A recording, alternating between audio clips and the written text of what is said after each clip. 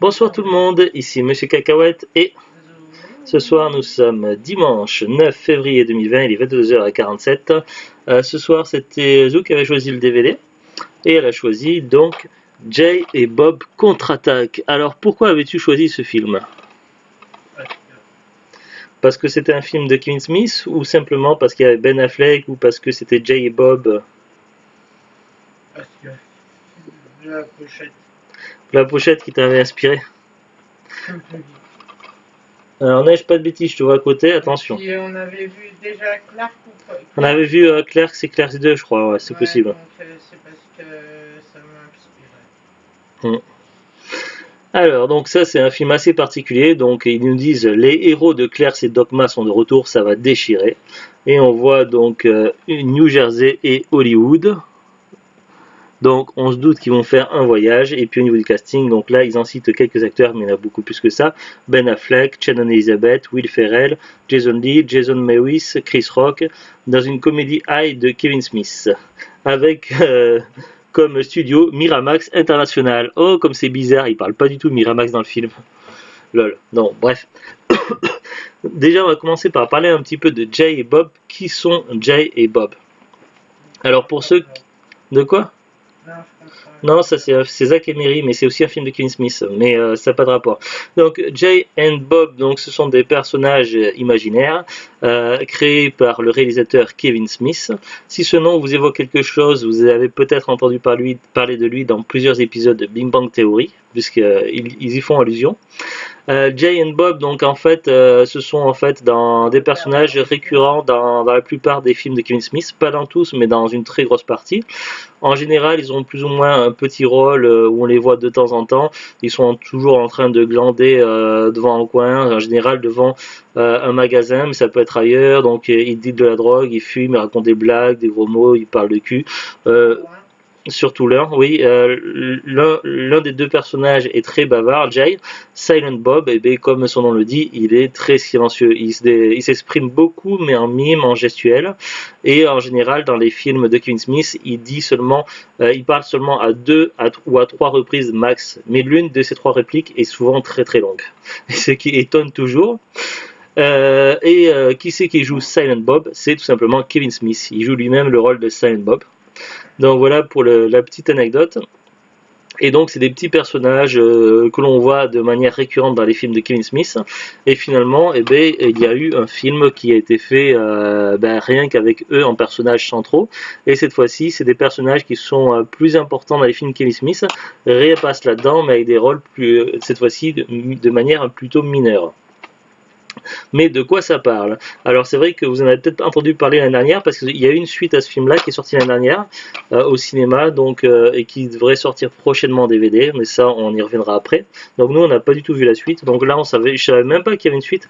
C'est tout à l'heure, avant de lancer la caméra pour enregistrer là pour vous parler tout de suite, j'ai fait quelques recherches d'abord en amont sur Amazon et autres, et j'ai vu qu'il y avait un deuxième film qui était sorti. Alors ils nous disent déjà pour le synopsis: que la force soit avec eux. Jay and Silent Bob, deux glandeurs du New Jersey, apprennent que leur pote Banky les a trahis. Bluntman et Chronic, les héros de BD qu'ils ont inspirés, vont devenir des stars. Les studios Miramax vont tourner une adaptation cinématographique de leurs aventures, sans avertir ni dédommager les deux intéressés. Quand on attaque le pire contre-attaque. Jay et Bob partent à Hollywood régler leur compte, ça va déchirer. Après Clerks et Dogma, le fameux duo est de retour. Dans cette comédie décapante de Kevin Smith, on savoure les apparitions de stars comme Matt Damon et Ben Affleck, et on retrouve avec plaisir Carrie Fisher et Mark Hamill, ainsi que la troublante Shannon Elizabeth. Bon, après, il cite les films Ocean Eleven, Daredevil. Alors, je crois que Ben Affleck, dernière nouvelle, il n'était pas très très fan de sa prestation dans Daredevil. Pourtant, j'ai trouvé le film pas mal. Moi, j'avais bien aimé Daredevil. Il cite La Guerre des Étoiles pour Carrie Fisher et Mark Hamill, donc c'est évidemment la princesse Leia et Luke. Et il cite American Pie pour Shannon Elizabeth, donc l'étudiante étrangère qui sort. Nadia, voilà, Nadia qui. Depuis le début dans le film, je t'ai dit Nadia, tu me dis. Si, mais si je te disais oui, mais c'est toi tu me. et qui évidemment qui est un petit flirt d'un des personnages principaux d'American Pie, qui est joué par Jason Biggs. Alors, ils nous disent également qu'il y a des bonus, beaucoup de bonus, donc ça on les a pas regardés, tout simplement parce qu'on a l'édition de DVD. Et donc le DVD 1 contient donc le film en version française et version originale sous-titrée, le choix du son Dolby 5.1 ou DTS, les commentaires audio de Kevin Smith, Jason Mewes et Scott Mosier en VO, chapitrage et lien internet. Quant au DVD 2, donc il contient donc 42 scènes coupées présentées par Kevin Smith et ses potes, 1h28 environ, la planque secrète, le bêtisier 9 minutes, sur le tournage 13 minutes, bande de comics, les planches de storyboard, cours de danse avec Maurice Day and the Time, comédie centrale, l'émission, les filmographies, les bandes annonces. Donc voilà, c'est une édition DVD très complète avec beaucoup de contenu. On est resté jusqu'au générique parce qu'évidemment il y a pas mal de choses qui se passent durant le générique avec des petites séquences, pas mal de choses bien sympas. Alors pour résumer un petit peu le film, de quoi ça parle? Alors donc on a les personnages de Jay et Bob, donc ils sont toujours en train de squatter comme d'habitude, sauf qu'ils sont allés trop loin et ils ont mis en rogne donc le gérant et son pote du magasin, et que vous connaissez bien si vous avez vu Clerks et Clerks 2, puisque dans Clerks c'est ceux qui gèrent le magasin, et dans Clerks 2 on les retrouve dans un fast-food. Donc ils les ont mis en rogne, ils sont pleins, la police les a arrêtés et du coup ils ont une interdiction de squatter devant le magasin. Du coup ils vont voir, donc je sais plus s'ils savent déjà ou pas, ou vous en avez entendu parler, mais donc ils vont voir un de leurs potes qui est joué par Ben Affleck. Et Quand ils vont voir Ben Affleck, ils en ont déjà entendu. ouais, voilà, ils ont entendu parler qu'il y a un film qui va se préparer par rapport à leur histoire à eux. C'est notamment lié à la BD, tout ça, donc ils n'étaient pas au courant que ça avait évolué à ce point-là, et ils touchent rien, pas d'argent, tout ça, donc ils sont pas contents, et ils vont voir leur pote Ben Affleck, puisque c'était passé par l'intermédiaire d'un dessinateur, mais qui l'intermédiaire entre le dessinateur et eux, c'était leur pote qui jouait par Ben Affleck, donc ils sont allés demander des comptes. Finalement ils apprennent qu'ils pourraient avoir des dédommagements, avoir de l'argent, mais ils apprennent également qu'il y a eu des commentaires sur internet, donc ils apprennent que internet existe, qu'il y a eu des commentaires notamment sur le site qui s'appelle pipicaca, je crois .com, non je sais plus, qui s'appelle Pipi Caca, et des commentaires négatifs qui leur ont pas plu. Alors ils vont aller à Hollywood, mais ils vont pas aller à Hollywood pour réclamer de l'argent pour des droits à l'image, pour réclamer leur dû. Ils vont à Hollywood uniquement pour empêcher le tournage des films parce qu'ils sont pas contents de la mauvaise image que ça donne sur eux. Ça c'est leur objectif, donc ils y vont un petit peu les mains dans les poches, et en commençant tout simplement par faire du stop. Donc durant leur périple, ils vont faire pas mal de rencontres, il va leur arriver pas mal de péripéties. On va également voir plein de guest stars, donc des personnages qui vont jouer leur propre rôle, des personnages qui vont jouer d'autres rôles. Ben Affleck dans ce film-là, il joue deux rôles, donc il joue le rôle du personnage de la saga des films de Kevin Smith, mais il joue également son propre rôle, donc on retrouve également pas mal d'autres acteurs, donc ça on y reviendra après quand je regarderai sur la fiche Wikipédia. Beaucoup de clins d'œil, notamment également du teasing, puisque ce film était sorti avant Clerks 2, et on voit dans ce film là, à un moment donné, il s'arrête à plusieurs reprises dans un fast-food, le fameux fast-food, où l'ancien fast-food, où après les héros de Clerks 1 vont travailler dedans, dans Clerks 2. Donc il y a du teasing, il y a pas mal de références, il y a des références également aux anciens films où a joué Ben Affleck, notamment Ben Affleck qui se lance des fleurs à lui-même. Donc sur le coup c'est assez drôle. À plusieurs reprises on a des personnages à un moment donné qui s'interrogent sur le fait qu'on puisse les regarder, tout ça, et puis ils regardent la caméra. Donc ils brisent un peu le quatrième mur, un peu comme le fait Deadpool également. Il y a pas mal également de blagues, de situations complètement saugrenues. Moi franchement j'ai pas ri sur toutes les vannes évidemment parce qu'il y en avait trop, mais certains m'ont quand même bien fait rire, et franchement j'ai pas vu le temps passer, c'est vraiment pas mal. Il y a juste l'interprétation de Chris Rock, j'aime bien cet acteur là, mais vers la fin du film Il joue le réalisateur donc de celui qui va faire le film de Jay et Bob, et à un moment donné, je sais pas, donc son texte était un petit peu trop appuyé, trop insistant, donc à force c'était un petit peu, moi j'ai trouvé un petit peu de lassitude à un moment donné sur l'interprétation de Chris Rock. Alors c'était peut-être le texte qu'on lui avait donné à jouer, mais bon, à part ce petit détail là, franchement le film était vraiment bien sympa. Moi franchement mon préféré sur le duo à Jay et Bob, c'est vraiment clairement Silent Bob, donc Kevin Smith. Il est vraiment génial et il est hilarant avec ses petites mimiques, tout ça, la façon dont il hausse les yeux, dont il hausse les yeux comme ça, la façon dont il fait des petites remarques, tout ça, j'ai trouvé, il est vraiment génial, il est énorme. Je me souviens les avoir vus également dans des séries. Je me souviens une fois, je regardais à la télévision la série Gotham, et du coup j'ai vu Jay et Bob dans Gotham, c'était marrant. Voilà, donc franchement le film, donc voilà, franchement il vaut le coup. Après c'est sûr qu'on peut le voir comme ça sans avoir vu les autres films de Kevin Smith, mais bon, si vous avez déjà vu au moins 2 ou 3 films de Kevin Smith avant et que vous savez un petit peu à quoi correspondent les personnages de Jay et Bob, vous serez quand même plus à même d'apprécier le film, évidemment. Après le film peut se voir sans avoir vu les précédents films de Kevin Smith, mais bon, c'est toujours un mieux. Il a fait une sorte de Kevin Smith, donc c'est pas le cas de tous les films, mais une sorte de multiverse, un peu comme on peut le voir maintenant avec les films Marvel ou DC Comics, où les actions se passent plus ou moins dans le même univers, tout ça. Et donc c'est vrai qu'il y a certains films de Kevin Smith qui se déroulent plus ou moins dans la même région, dans la même ville, mais pas tous. Donc c'est vrai qu'il y a des choses qui peuvent se recouper, des personnages qu'on peut retrouver, mais vraiment c'est vraiment génial. Moi j'ai adoré, c'était un gros coup de cœur ce film là, et de manière générale j'adore tout ce que fait Kevin Smith. Alors je n'ai pas encore vu tous ses films évidemment. Je crois que pour le moment c'est le 5e film que je vois de Kevin Smith. Avec The Glut on a vu Clerks 1 et Clerks 2. D'ailleurs on en a parlé dans des épisodes précédents de Parlons DVD, donc il y a un petit moment maintenant, je crois il y en a un ou deux. Il y a des années j'avais vu de Mallrats, donc c'est le titre d'origine VO, alors le titre français je sais plus, je crois que c'est Les Glandeurs, j'avais beaucoup aimé. D'ailleurs avec celle qui joue Prue dans Charmed, et d'ailleurs la même actrice on la retrouve également dans ce film là, donc c'est que ça doit faire partie des actrices récurrentes de Kevin Smith, c'est les actrices favoris. J'avais vu également Zack et Miri tourner un porno, donc c'était il y a très longtemps, donc c'était un film de Kevin Smith aussi, j'avais bien aimé, donc voilà, donc mais il y a encore plein que j'ai pas vu, et certains de ces films là n'existent pas en DVD en France, en VF, ne sont jamais sortis malheureusement. Il y en a un ou deux comme ça qui sont vraiment très rares, donc c'est un petit peu dommage. Alors maintenant on va aller un petit peu sur les fiches Wikipédia, donc j'ai ouvert plusieurs onglets. Donc je vais déjà commencer par vous parler de la fiche Wikipédia donc de Jay and Silent Bob. Alors ils nous disent que ce sont deux personnages du View Universe, donc j'ai du mal à prononcer, je suis désolé. L'univers de fiction créé par Kevin Smith. Silent Bob est appelé ainsi parce qu'il ne parle jamais, à l'exception d'une phrase en moyenne dans chaque film. Moi je dirais plutôt 2 à 3 phrases dans chaque film.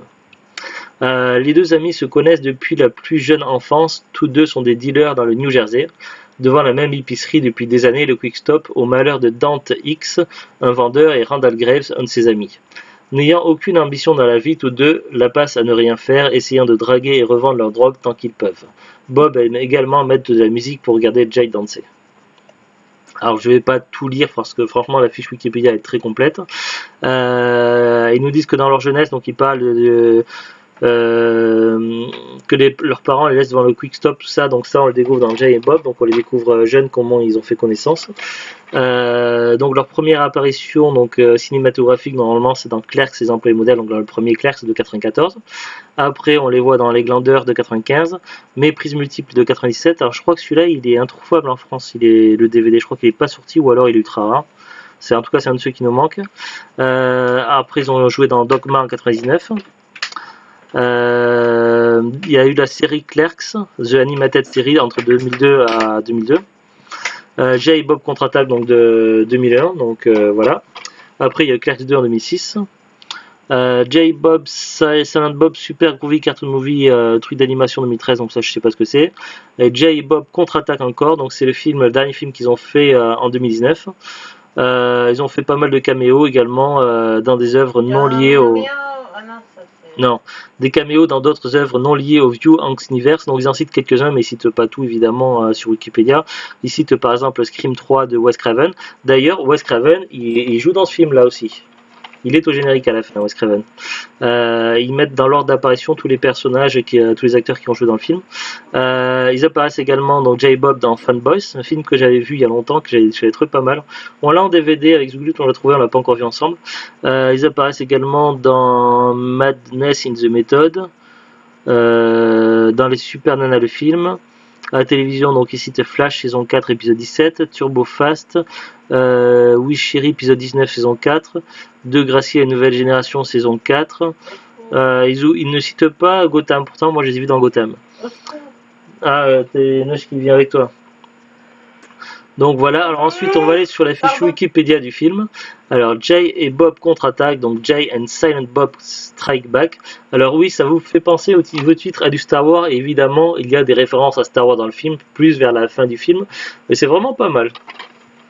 Donc voilà, donc il y a beaucoup d'autodérision dans le film. Donc film américain réalisé par Kevin Smith, sorti en 2001, c'est le 5e film de l'univers View Ask Winiverse, mettant en scène les personnages de Clerks, les employés modèles, le premier film de Kevin Smith sorti en 1994.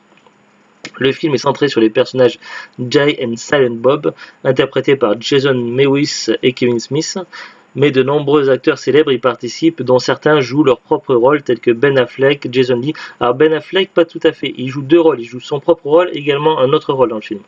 Donc un rôle qu'il joue dans d'autres films de Kevin Smith. Alors Ben Affleck, Jason Lee, Matt Damon, Joey Lauren Adams, Jeff Anderson, Carrie Fisher, Shannon Doherty, Scott Mosier, Brian O'Halloran, Will Ferrell, Jon Stewart, Shannon Elizabeth, Ellie Derter, Mark Hamill, Sean William Scott, Chris Rock et Elisa Dushku. Alors ils les mettent peut-être pas tous là. Alors synopsis. Alors le film est sorti au Canada, aux États-Unis le 22 août 2001, en France le 6 novembre 2002. Alors là il y a la distribution, donc celle-ci est peut-être plus complète. Alors Jason Mewis qui joue Jay, Kevin Smith qui joue Silent Bob, Ben Affleck qui joue deux rôles, donc joue Holden McNeil et lui-même, Jeff Anderson qui joue Randall Grave. Donc Brian O'Halloran qui joue Dante X, donc Randall Grave et Dante X sont les héros de Clerks et Clerks 2. Jason Lee qui joue Brody Bruce et Banky Edwards, Carrie Fisher qui joue la nonne, Matt Damon qui joue lui-même et Will Hunting. Oui, parce que il y a également donc dans ce film on les voit pendant le tournage de Will Hunting 2 et qui est ma foi très mauvais. Rassurez-vous, il n'est jamais sorti le film Will Hunting 2.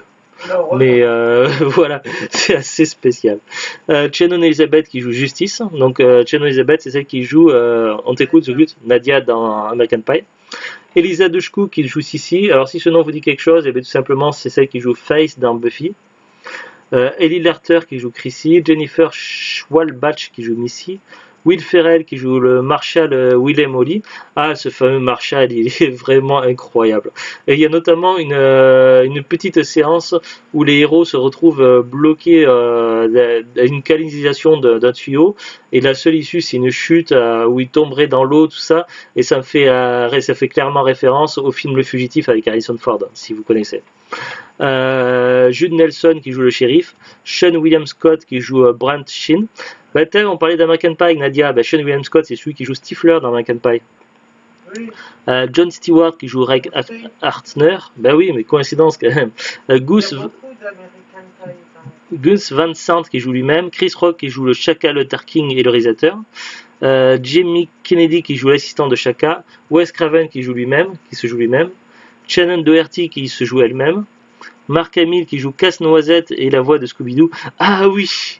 Ah, il y a à un moment donné un délire qui se prend Jay avec ils se retrouvent à faire du stop et ils sont et du coup ils sont récupérés en stop par le Scooby Gang. C'est vraiment hilarant, c'est génial.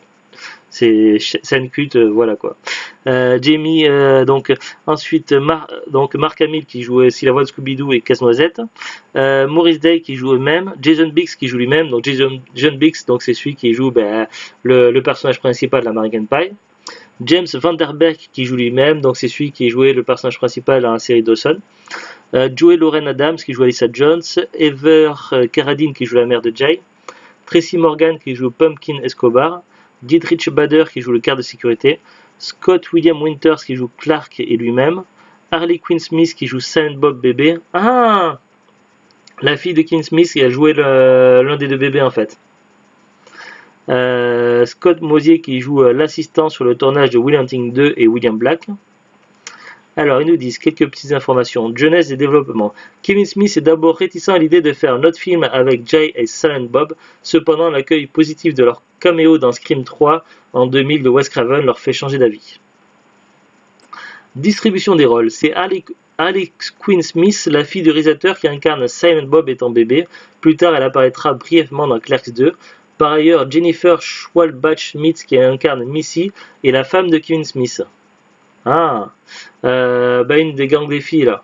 Ouais. Ben Affleck et Matt Damon expliquent avoir joué dans ce film comme une faveur à Kevin Smith, qui avait quelques années auparavant donné leur script de Will Hunting au producteur Harvey Weinstein de Miramax.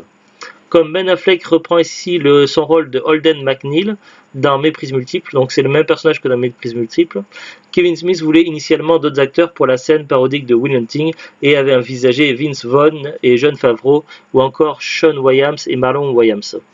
Le rôle de Justice était initialement proposé à Heather Graham, celle-ci refuse car elle ne comprend pas comment le personnage peut tomber amoureuse de Jay. Selma Blair est envisagée avant que Shannon Elizabeth soit finalement choisie. Je trouve qu'ils ont bien trouvé de prendre Shannon Elizabeth, ça lui allie bien le rôle. David Duchovny avait contacté Kevin Smith pour avoir le rôle de l'ennemi de Blondman et Chronique, Casse-Noisette. Cependant, au moment du tournage, l'acteur est pris par celui de Evolution, donc film pas mal dont on a parlé dans un épisode de Plan DVD. David Duchovny, c'est celui qui joue Fox Mulder dans X-Files. Donc il aurait pu être pas mal aussi dans le rôle de Casse-Noisette. Il est donc remplacé par Mark Hamill. Carrie Fisher, également célèbre pour sa participation à la saga Star Wars, apparaît également dans le film. Mark Hamill et Carrie Fisher n'étaient pas apparus dans un même film depuis le retour du Jedi en 83. Chacun ignorait la participation de l'autre avant la fin du tournage. Ça c'est vraiment marrant quand même. C'était juste pas prévu. Comme ça, des fois, les acteurs, on propose des scripts, ils n'ont pas forcément le temps de tout vérifier, et puis voilà, quoi. C'est des coïncidences, ça arrive.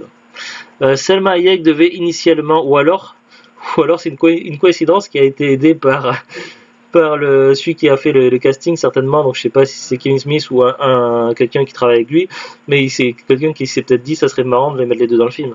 Je sais pas. Selma Hayek devait initialement reprendre son rôle de la muse Serendipity de Dogma, donc je l'ai pas encore vu ce film, il paraît qu'il est génial. Elle devait apparaître comme muse dans les bureaux du studio Miramax. Cependant, l'actrice était trop occupée. De plus, dans le script original, Quentin Tarantino devait apparaître comme réalisateur des films Blondman et Chronique. Jude Nelson, qui interprète ici le rôle du shérif, a joué dans The Breakfast Club, l'un des films préférés de Kevin Smith. Sean William Scott et Ali Larter, Brent le chanteur ringard dans le van et Chrissy, s'étaient déjà retrouvés à jouer ensemble dans le film Destination Finale, tourné l'année précédente, en 2000. Sean William Scott avait également tourné avec Shannon Elizabeth et Jason Biggs dans American Pie. Oui, bon, ça on le savait déjà. Tournage. La production et le tournage sont marqués par de nombreux problèmes liés aux addictions à la drogue et à l'alcool de Jason Mewis. Donc Jay, celui qui joue le rôle de Jay, a vraiment des problèmes de drogue dans la vie. Kevin Smith racontera plus tard cela dans son podcast Jay and Silent Bob Get Old. L'acteur en viendra même aux mains avec le producteur Scott Mosier. Accueil. Le film a connu un modeste succès commercial rapportant environ 33 788 000 $ au box-office mondial, dont 30 085 000 $ en Amérique du Nord pour un budget de 22 millions de dollars. Donc ils ont quand même fait des bénéfices. Pas énormes, mais ils en ont fait quand même. En France, il a réalisé 9 817 entrées, donc c'est vraiment pas beaucoup. Il a reçu un accueil critique mitigé, recueillant 54% de critiques positives avec une note moyenne de 5,7 sur 10 sur la base de 151 critiques collectées sur le site agrégateur de critiques Rotten Tomatoes. Sur Metacritic, il obtient un score de 51 sur 100 sur la base de 31 critiques collectées. Bon, c'est pas trop mal. Alors évidemment, il y a beaucoup de choses, donc clin d'œil références, des références à Star Wars, donc ça je ne vais pas les citer parce que c'est tellement évident, des références à d'autres films, vraiment il y a des gros paragraphes, donc je ne vais pas lire tout Wikipédia, voilà, je vais juste citer quelques références, quelques noms de références. Donc il y a une référence à la saga Urban Legend. Urban Legend, Zulu, t'en as vu un ou deux de ces films-là? Moi je crois que j'en ai vu un, mais en partie à la télé, à chaque fois que ça passe à la télé, le film Urban Legend c'est toujours la fin du film, donc j'ai jamais pu voir en entier. Mais ils en ont fait 3 je crois. Donc apparemment il y a des références. Référence à Scooby-Doo, bon celle-là elle est flagrante. Référence à l'homme à la cigarette de X-Files. Référence à E.T., ah, elle est géniale. Référence à Reservoir Dogs. Elle est géniale, mais on la voit. Elle est tellement évidente, la référence à E.T. Ça arrive comme gros comme une maison. Ouais, mais en même temps, voilà, c'est dans ce genre de film, ça passe parce que voilà, on s'attend évidemment à ce genre de blague. Voilà, il y a énormément de références, donc je vais pas tout citer. Des références par contre au précédent film de Kevin Smith, donc là c'est plus pertinent. Les créateurs de la BD Bluntman et Chronique, Holden McNeil et Banky Edwards étaient des personnages principaux de Méprises Multiples en 97. Ici on les revoit alors qu'un film inspiré de Bluntman et Chronique est en cours de tournage. Matt Damon, jouant son propre rôle dans le film, dit qu'il a joué dans Dogma. Ce qui est le cas, il me semble. On revoit plusieurs fois Dante X et Randall Grave, les employés du Quick Stop, apparus dans Clerks et ses employés modèles. Tricia Jones, personnage de Leglander, sort du cinéma à la fin de la projection de Bloodman et Chronique. Le film dit qu'ils auraient mieux fait de sortir Méprises Multiples. Sa sœur Alyssa, personnage de Méprises Multiples, lui répond que ça n'aurait pas marché auprès du public. Ah, on a vu la première partie du générique. Après, quand c'était vraiment les acteurs et la musique, on n'a pas vu derrière. Ça se trouve, il y avait encore une séquence. Si, non, je me rappelle, ça c'est quand Si. ils sortent du cinéma. Ah, c'est avant qu'ils dansent alors. Ah, donc c'est de référence avant qu'ils se mettent à danser, d'accord. Parce qu'il y a deux génériques, il y a le générique avec des références, et puis après il y a un deuxième générique derrière dans le film. Jay et Silent Bob s'arrêtent de manger dans un Moby's. Cette chaîne de restauration rapide est un élément récurrent dans les films du Hugh Angston Universe. Dans Clerks 2, Dante et Randall travaillent au Moby Burger. Dans Dogma, les anges déchus vont au siège social de Moby et tuent les dirigeants. Alanis Morissette est citée dans le rôle de Dieu à la fin du générique. En effet, elle apparaît à la toute fin du générique en reprenant le rôle qu'elle tenait dans Dogma, à savoir Dieu. Ça me spoil beaucoup Dogma là du coup. Elle tient un livre où il est écrit The End, comme pour un conte d'enfant. Lorsqu'elle ferme le livre, on peut voir qu'il s'intitule The Askew Universe, à savoir l'univers imaginaire où se déroule l'action de la quasi-totalité des films de Kevin Smith. C'est vraiment bien ce qu'il a fichu sur son univers connecté, tout ça. C'est bien fichu. Après, évidemment, il y a des allusions, des clins d'œil à l'industrie des films hollywoodiennes, notamment à Miramax, tout ça. Bon, là, je ne vais pas tout citer, évidemment, il y a trop de trucs. Donc, les noms des personnages de Holden McNeil et Banky Edwards sont des références à Holden Caulfield et Ed Banky, deux personnages de L'Attrape-Cœur, un roman de J.D. Salinger, publié en 1951 aux États-Unis. Le nom du personnage incarné par Will Ferrell, le Marshal Willen Holly, est un clin d'œil à la série des années 70, Land of the Lost. Les personnages principaux portent le nom de la famille de Marshall et se nomment Will et Holly. Voilà. Bon, la fiche Wikipédia est vraiment très très complète. Voilà, donc maintenant on va passer au DVD. Alors nous, ça c'est un DVD qu'on avait acheté à cash il y a un an ou deux, je sais plus. Alors on l'avait payé, je crois, dans les 80 centimes, un truc comme ça. Avec, je crois, peut-être une micro-rayure, mais voilà, le film passait impeccablement. En plus, il y a deux DVD, donc c'est édition double DVD, parce qu'il y a plusieurs éditions. Alors, donc j'ai regardé sur Amazon et puis sur Rakuten. Alors, il existe plein d'éditions différentes de Jay and Bob Contre-Attaque. C'est un peu difficile de s'y retrouver. J'en ai sélectionné deux, moi. Donc, sur Amazon, l'édition single, donc elle n'est plus vendue par Amazon. Il n'y a plus qu'un seul exemplaire à vente. Donc, 67 €, neuf. Je parle neuf, j'ai pas regardé d'occasion. Donc, livraison gratuite, vendue par Fun Kingdom, expédié depuis France. Donc, évidemment, donc, comme ça date un peu, les DVD de Jay Bob Contre-Attaque, donc sur Amazon, on ne les trouve plus. C'est que des vendeurs pro, des particuliers, des revendeurs, des spéculateurs. Appelez comme vous voulez, ceux qui achètent pour revendre après super cher.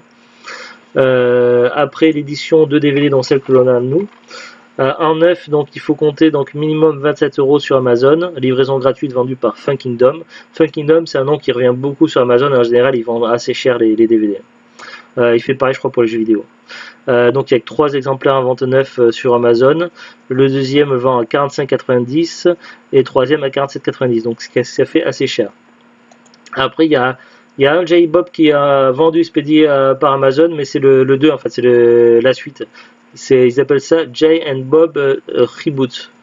Il y a un combo DVD pour Blu-ray, DVD plus Blu-ray en précommande à 23,02 €. Donc là, on n'a pas les moyens de précommander, mais ça m'intéresse beaucoup. Donc ça, j'aimerais bien l'acheter un jour.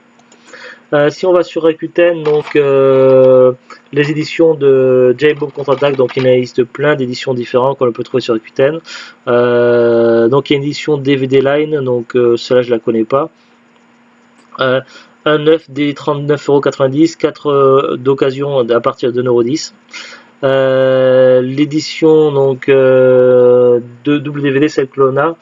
Donc sur Rakuten, donc 10 exemplaires vendus d'occasion, donc à partir de 2,50 €.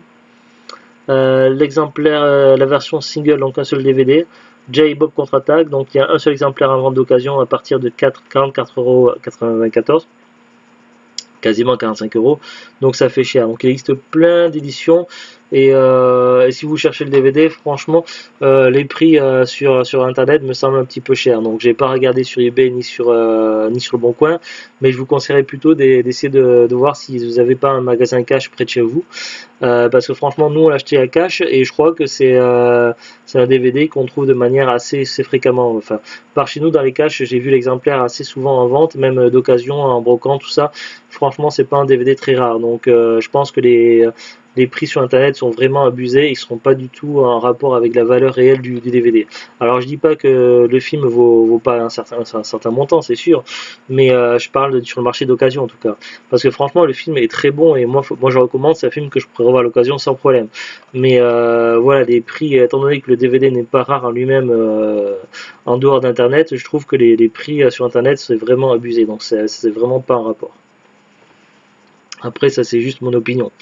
En tout cas, voilà, donc je pense que vous devrez pouvoir le trouver d'occasion, que ce soit en brocante ou dans les magasins cash, à pas trop cher. Mais sur internet, les prix me semblent un petit peu trop élevés, et en tout cas, moi j'ai bien aimé. Donc ça fait partie des. C'est pas mon film de Kevin Smith préféré, mais ça fait partie des films vraiment sympas qui valent le coup. Voilà, est-ce que tu as quelque chose à rajouter ou pas, Juliette? C'était très bien. Allez, à très très bientôt. Au revoir, et bon fin de dimanche. Au revoir.